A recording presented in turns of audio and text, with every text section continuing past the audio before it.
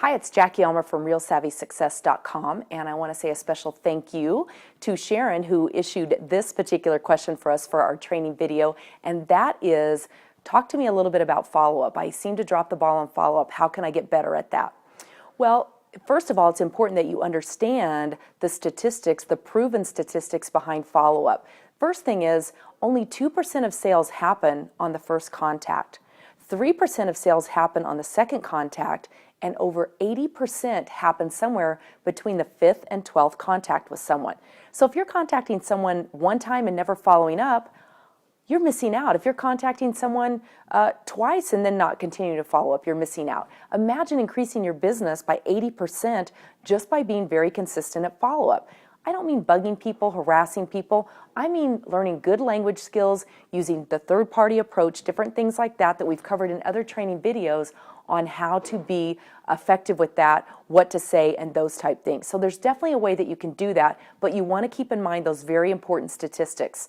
Now, the other thing to keep in mind is that every encounter that you have with a prospect, your goal is to always be setting the next contact point with them. So if you're calling them for the first time to take a look, great. You set that appointment time that you're going to actually show the business to them or show the products or whatever it is that you're doing on your calendar. You get that on your calendar and then you have that appointment set.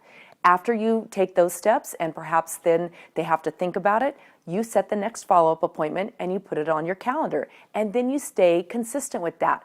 Now, if you run into a situation where you get the sense that it's not quite right for them, be the one to let them off the hook by saying, you know, I sense the time might not be right for you right now, and that's great, I understand that. How about if I check back with you in a couple months and see how you're feeling about things then? Probably 90% of the time they're going to say, oh yeah, that would be great.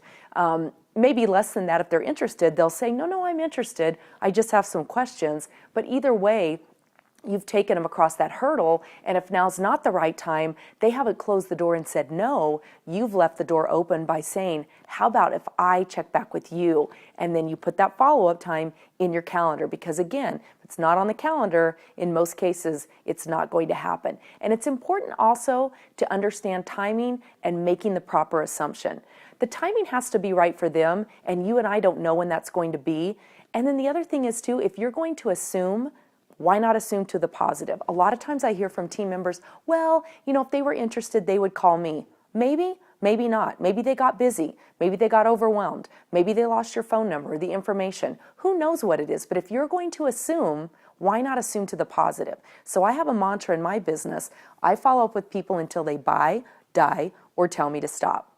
You might want to try that too, because it's worked extremely well for me, and I've sponsored some people that have told me, you've been so consistent in your follow-up, I know that you're going to be a great sponsor too. So those are some ideas on follow-up. It's very important, extremely important. Be a professional, be consistent, and make sure you're following up. Do you have a question you'd love to see addressed on a training video? Go to RealSavvySuccess.com, pop your name and email and your biggest challenge into the form there, or contact us, and we would love to get your question answered on an upcoming training video.